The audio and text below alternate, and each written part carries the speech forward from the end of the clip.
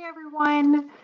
Thank you for joining this webinar, Introduction to Marketing Your Dental Practice. Let me go ahead and jump right onto the presentation here. My name is Jessica Edgerton. Let me go ahead and pull my bio. I've had the pleasure of working in the dental industry for the last almost 10 years now in various roles. I'm currently the marketing and brand manager for Adams Dental Consulting. We're a full service dental consulting company. We offer practice management and marketing support, as well as dental remote billing. I've worked with practices of all sizes and specialties to implement marketing strategy. Especially over the last 5 years, I've really dived into the dental practice environment and been able to bring my agency experience as well as my educational background into this wonderful profession. Dentists have an amazing opportunity to reach their local community and run a great business, and marketing is a big portion of that. Today, in this introduction to marketing, I hope to just give you the foundation of what you need in order to create a strong marketing strategy, as well as ensure that you are seeing a good ROI on your marketing investment.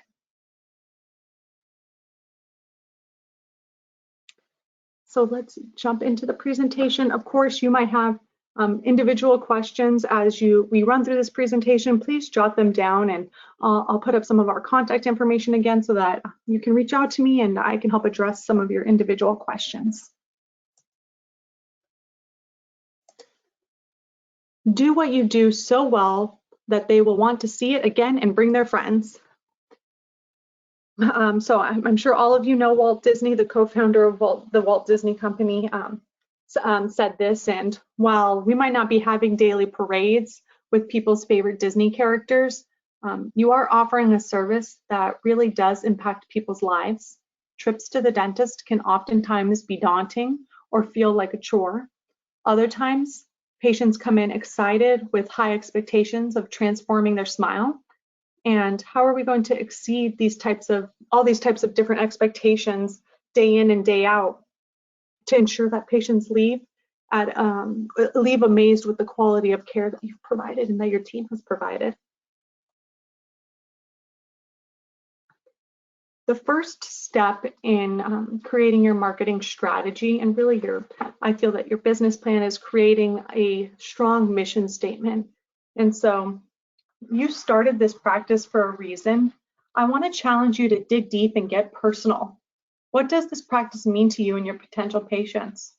How does it pertain to the type of dentistry you want to do? In this example, we can see that this practice really focused on family. We are committed to providing our family of patients the quality dental care in the same caring and professional way we would extend to members of our personal families.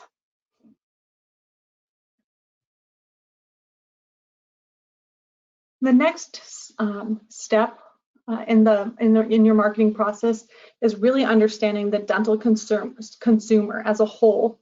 And I challenge you to step outside your area of expertise. For many of you, this is stepping outside of a decade of schooling. And so to try and understand dentistry like a regular person can be challenging. And so you want to think about what makes your practice different, what makes you different as a dentist, and how would the average customer or potential patient explain their needs to you. I think a great way to understand the dental consumer and what you would want as far as your mission or the dental consumer to think about you is think of adjectives or how you would want a patient to describe your practice to their closest best friend, the person that they would be the most honest with, or a close family member, and use that description to identify what is important to them.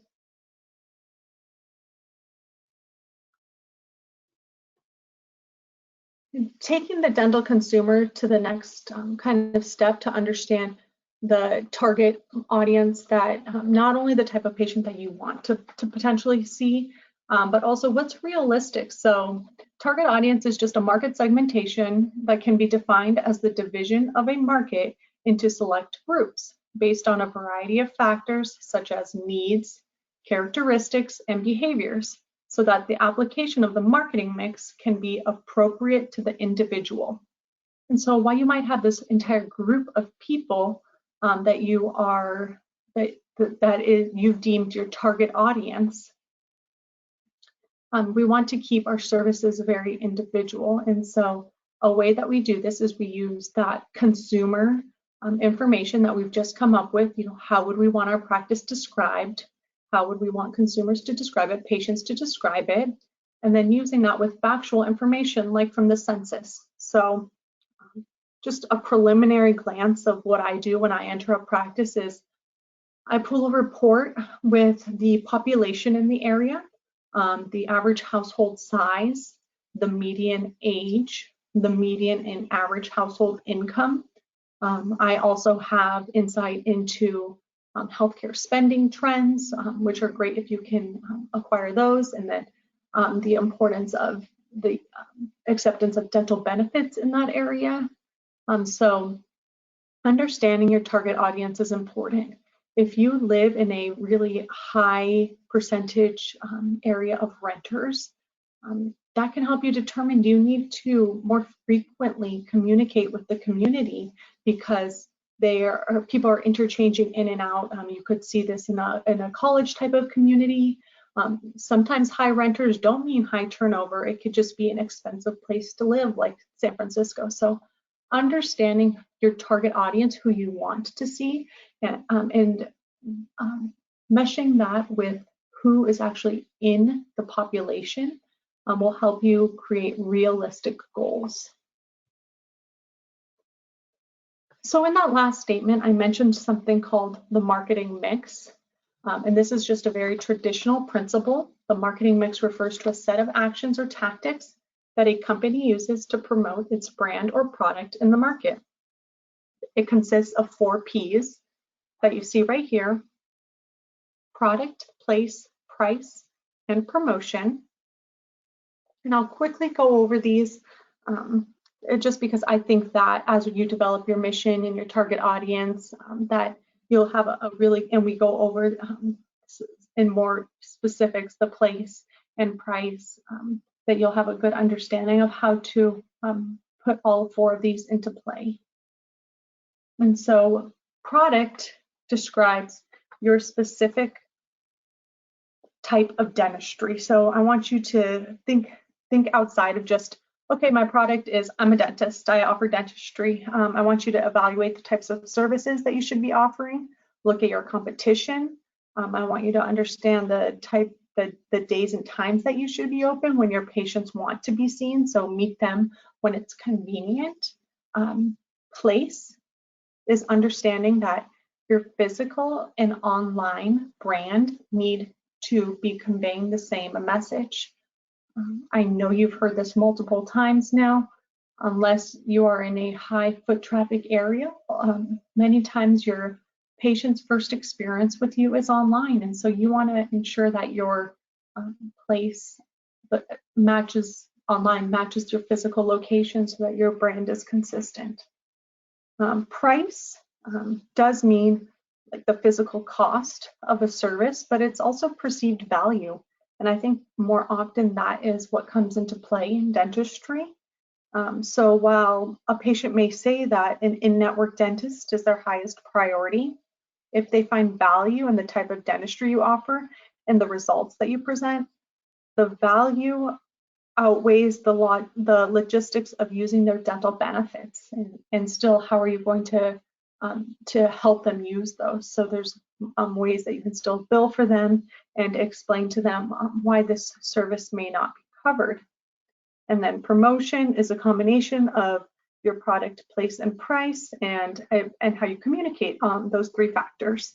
And so this is just an introduction, so we're not going to dive as deep into promotion, but each of these steps helps build the foundation for a strong marketing mix that is where you're able to track your results to ensure that you're seeing a good ROI, a return on your investment.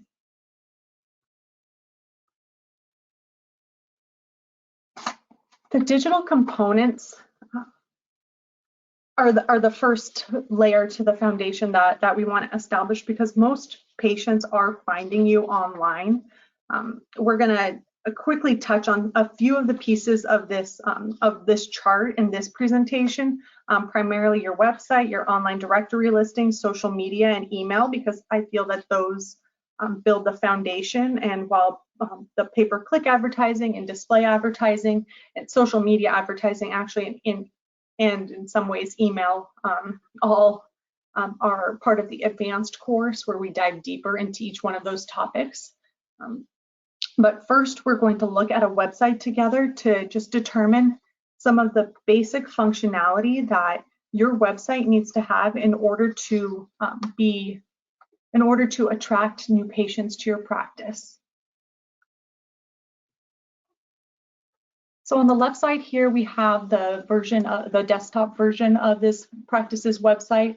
On the right side, we have the mobile version.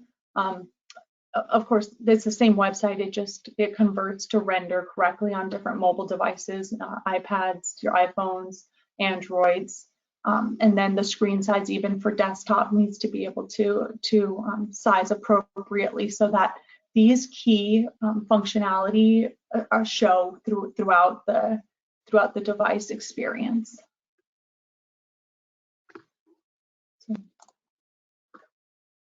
The orange reddish arrows here point to a few of the main factors. So first off, and you know what, I actually didn't point to the logo, which is, I feel, just as important on the website. Of course, this is only on the upper fold of the home page.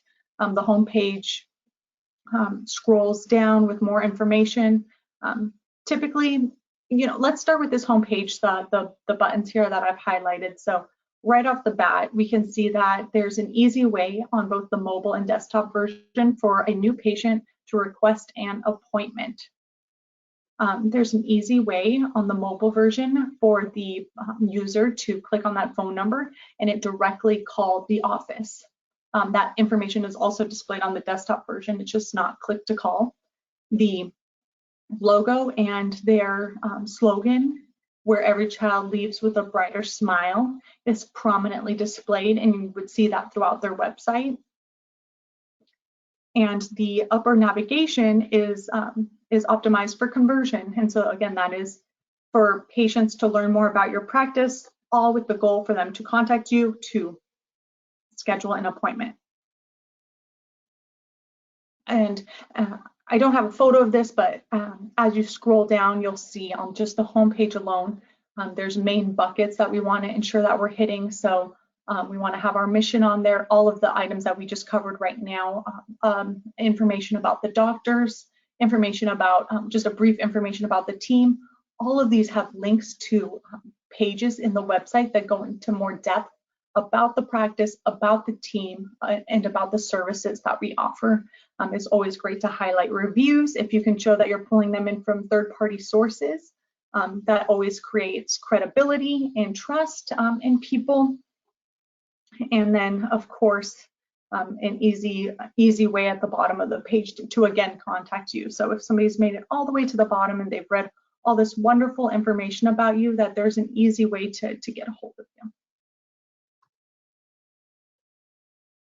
Uh-oh, that skipped ahead too much.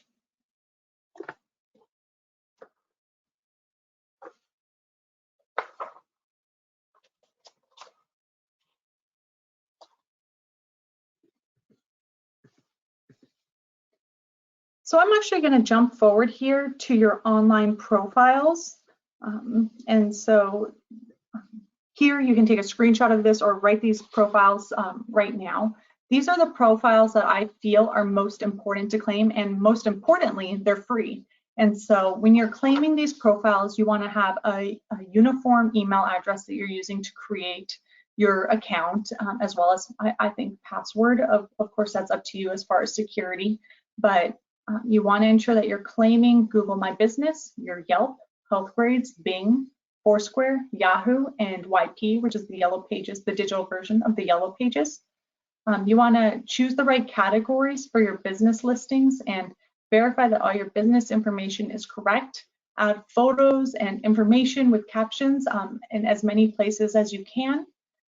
I included a screenshot on the left here of a free tool that you can use. It's moz.com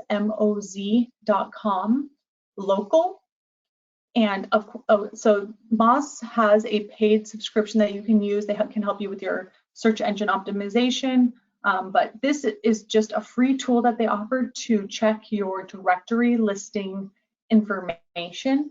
You can see here the practice that I entered in has 22%, it's saying is missing information, 22% of the results, 33% are potentially incorrect, and then 45% is correct. And then below that is a chart of the major directory listings like the ones we just went over, Google Search, Google Maps, Facebook, Bing, with the business information right next to it. And then whether or not it has the correct hours and photos. So if those all match, then it gives you the green check mark. If not, then you could potentially get a red check mark and check to make sure that that is true and how you would go remedy that situation as far as the profiles that you need to claim and update. And so again, this is not an intensive SEO course. This is just building the foundation so that when people do find you online, you are the most likely person for them to click on to learn more about your practice or contact you in that moment to schedule an appointment. And so this screen just highlights the the online search results and how directory listings play into that. On the left side here, where it starts with Sunrise Dental, this is on Google. I just typed in dentist near me. I live in Northern California, and these are the results it pulled up. Uniquely, I actually thought that this was an interesting point. You can see here that the Creekside Dental Care doesn't actually have a website associated with their profile, and so there's an opportunity to add that information on there, just because if somebody isn't exactly ready to call your practice right away and they do want to learn more about either your hours, the services you offer, whether you're in network or not, that they visit your website, and that icon just gives them an easy way to do that. The two results on the right are from Bing and then Google with a different search. So Bing, and I just typed in dentist near me, and you can see how they displayed their local results. And for Google, I wanted to show the importance of updating your directory listings, because when I type in best dentist in NY, so it actually comes up with the advertisements first, and then the first 3 organic search results for me are the 25 best New York City dentists from Expertise, and then a Yelp directory listing, and then another Yelp directory listing. And so it's really important to update your directory listings, because oftentimes they're ranking before individual practice websites when it comes to search results. All right, I'm going to jump back here to social media. And so social media can feel like, for some practices, very daunting task, and just that there's so many different profiles that you can create, and now there's Twitter and Facebook and Instagram and TikTok and Flickr and Pinterest and YouTube, and where should you be present? My doctors always ask, my practices always ask, do I need to create accounts for all of those? And my realistic advice is no. If you're not going to be active on all of these accounts with pertinent information, then don't join all of them. And I recommend starting, so building a foundation on social media with Facebook, Instagram, and YouTube. And so my goal in building this foundation is to post often and post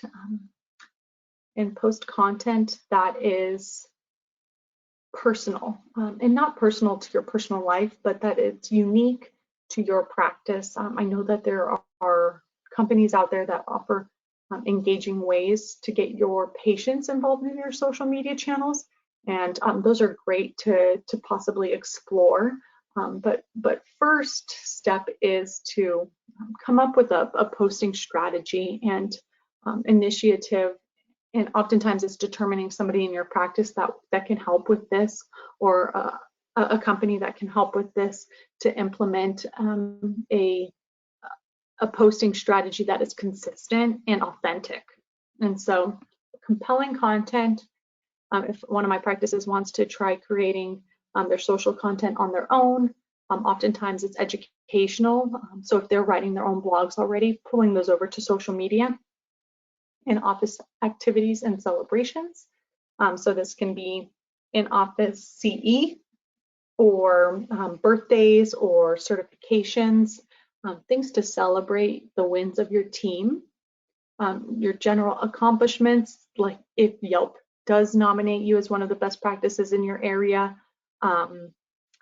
getting certified in a new procedure, getting trained on new equipment. So all of these accomplishments are great to celebrate on social media. And then also your community involvement.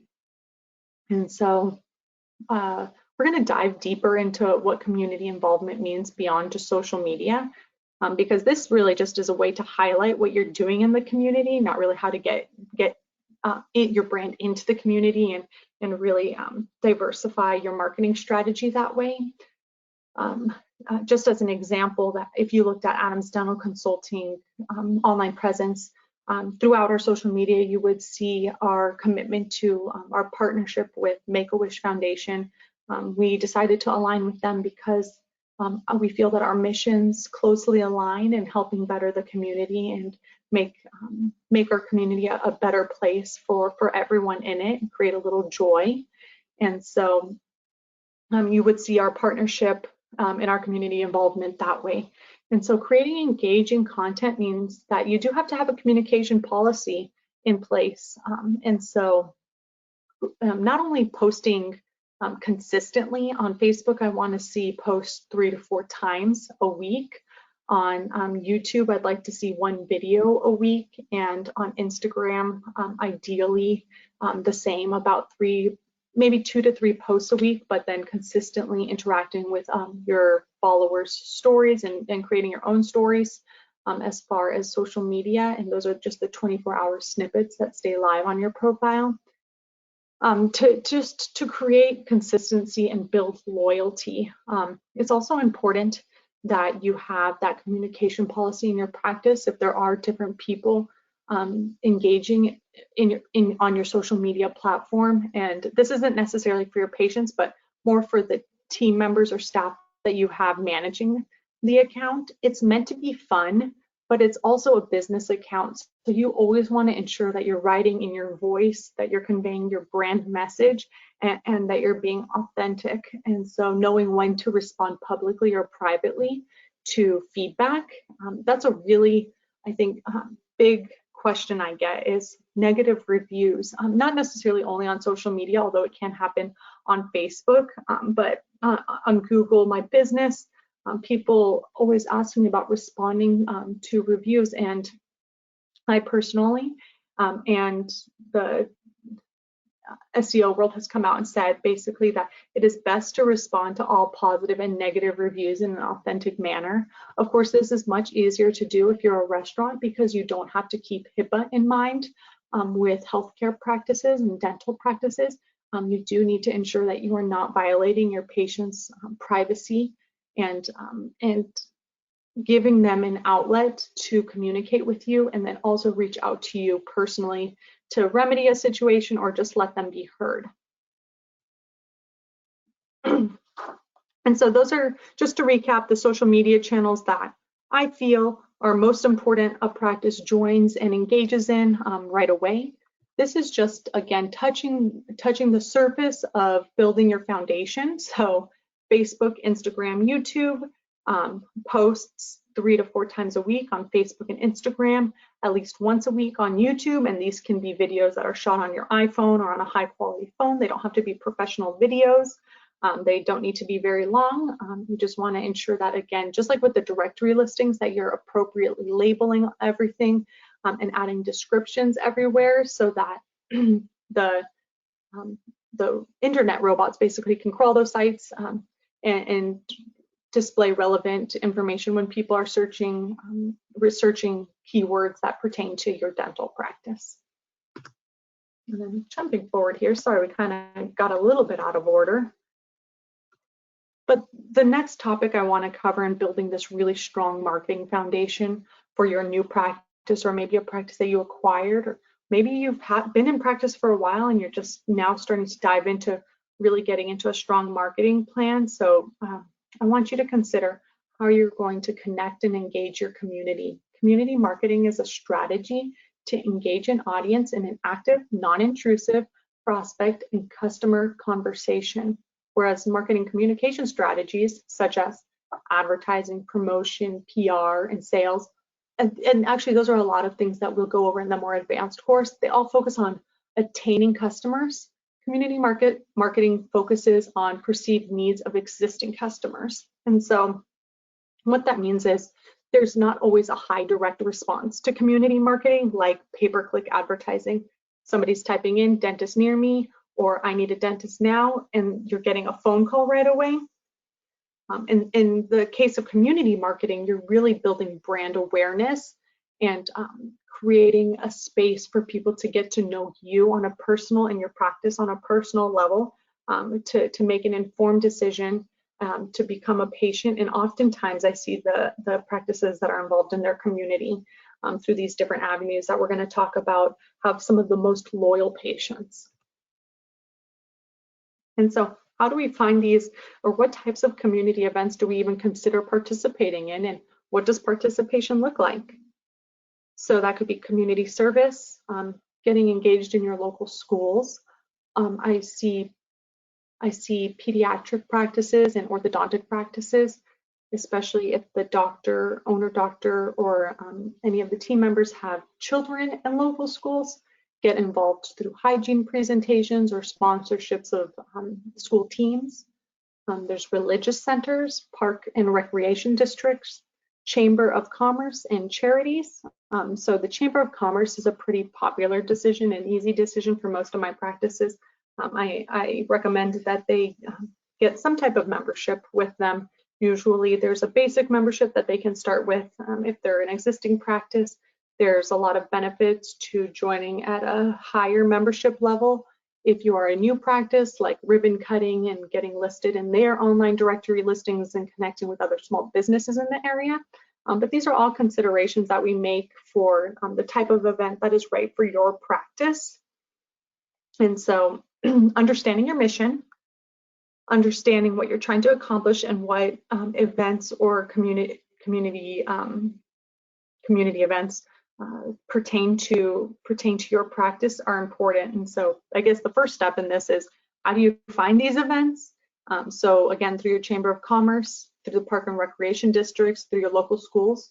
Another way is to set up Google alerts or sign up for your e-newsletters in your local publications for the event sponsorship opportunities. And then the last is social media. So not only are you engaged in social media, but also joining Facebook communities and groups that pertain to your practice, whether it's a new moms group in your area and you're a pediatric dentist, or it's a your practice is by a neighborhood and you join their next door neighborhood through that app. That Nextdoor does have a business feature that allows you to engage with local community members. And so finding the right event for your, or I won't even say event, the right community engagement opportunity for your practice is important. And so if you do decide to move forward with a sponsorship at a booth in your local community, or maybe a team in your local community, first I want to make sure that it's meaningful to my practice and that it's something that they are truly invested in. And then from there, we go into the actual mechanics of getting involved. So what does contract negotiation look like? Most events that are established will have some type of contract that you will need to sign, and these are the questions that you should ask yourself ahead of signing that contract.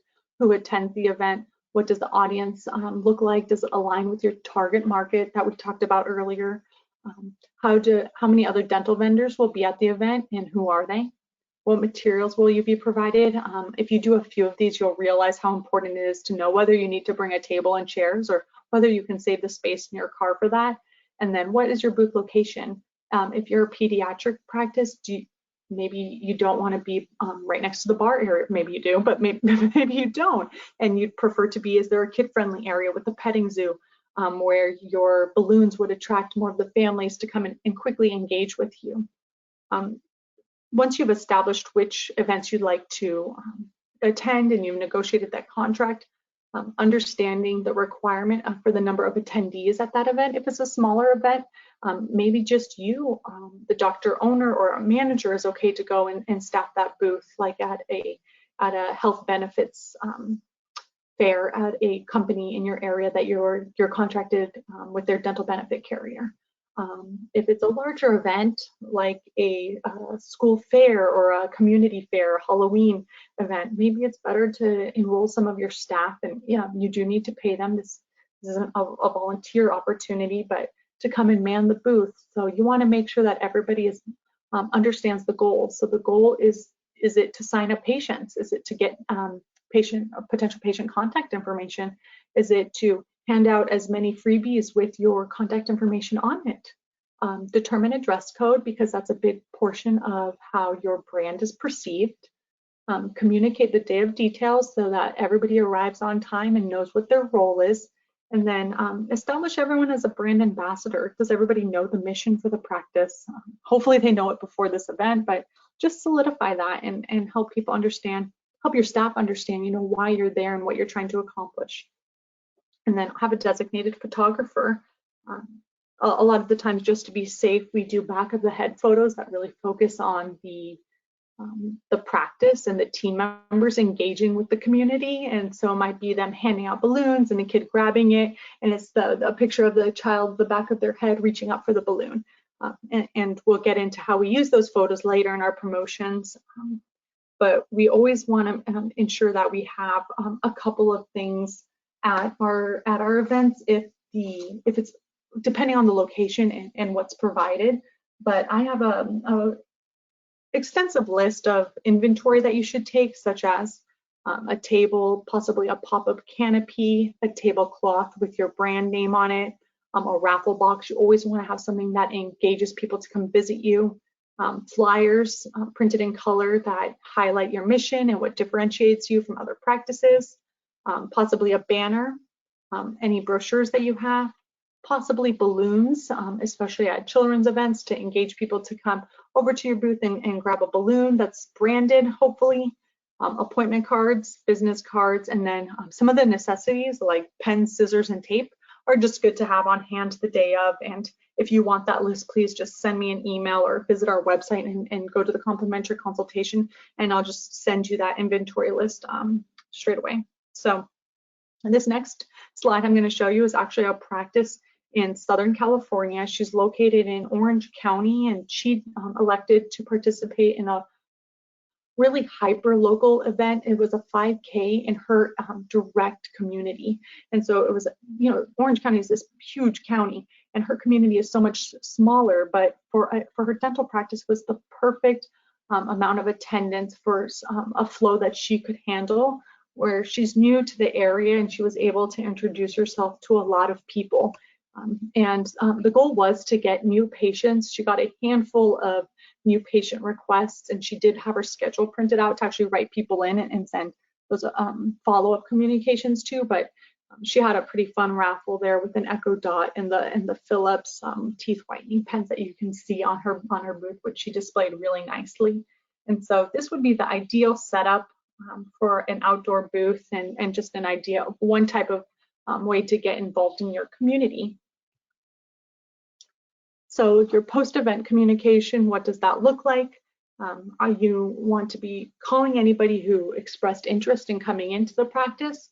You want to ensure that anybody who actually scheduled an appointment is getting entered into your practice management software and receiving those confirmations, as well as probably a personal call just to follow up with them and let them know that it was nice to meet them at that event.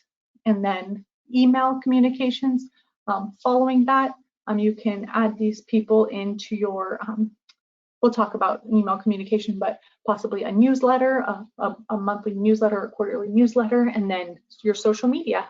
How do you communicate your involvement through social media prior to the event, during the event, and then after the event, especially after the event with those really fun photos of people interacting with your booth.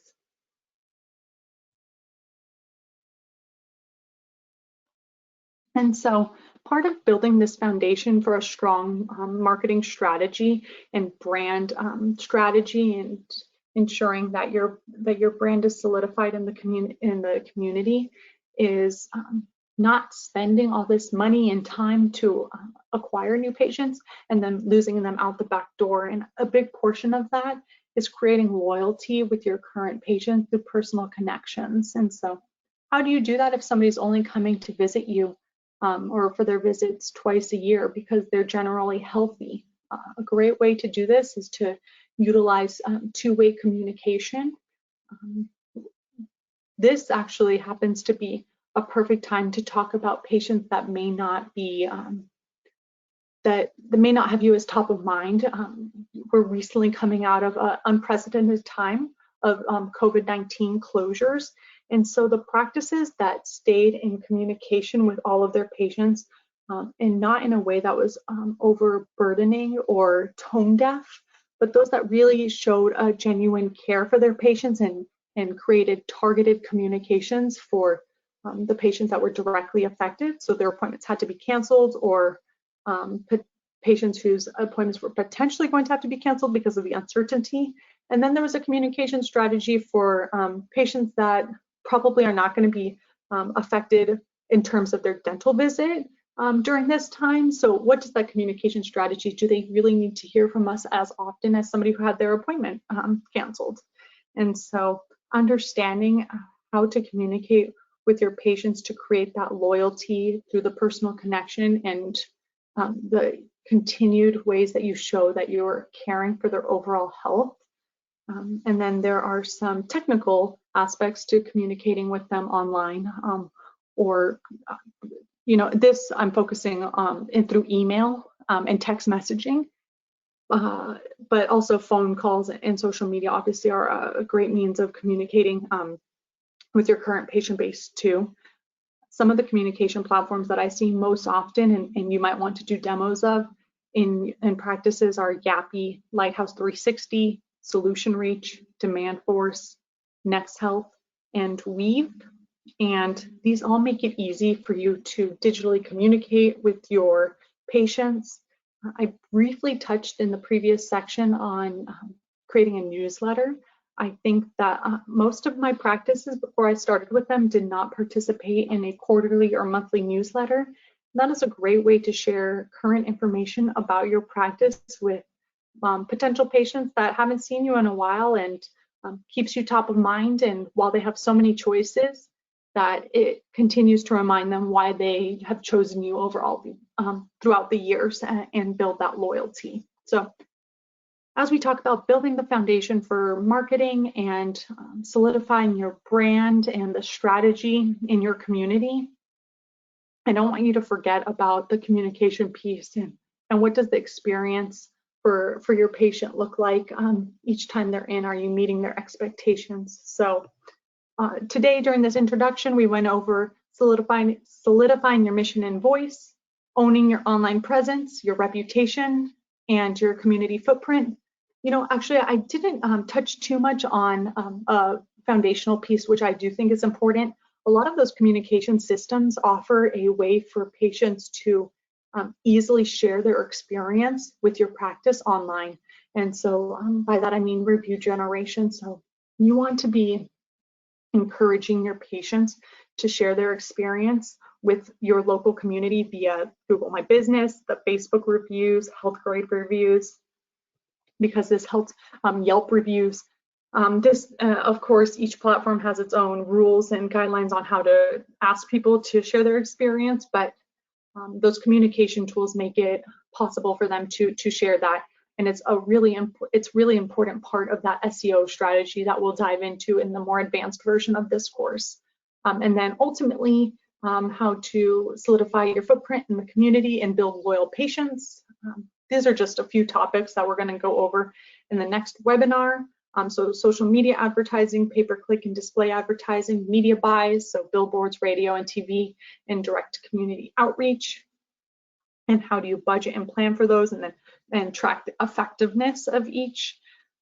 Again, we went over quite a few foundational pieces to creating a strong marketing strategy. Please stay in touch with me via our social channels, Facebook and Instagram at Adams Dental Consulting, or follow us on our blog on our website, and for free resources, adamsdentalconsulting.com. I mentioned earlier you can visit our website and go to the free consultation and directly write in a question there for me, and I'm happy to share any of this information with you again. Or if you have a more individual question, please don't hesitate to reach out. Thank you again for joining, and I look forward to sharing more information with you in the advanced course.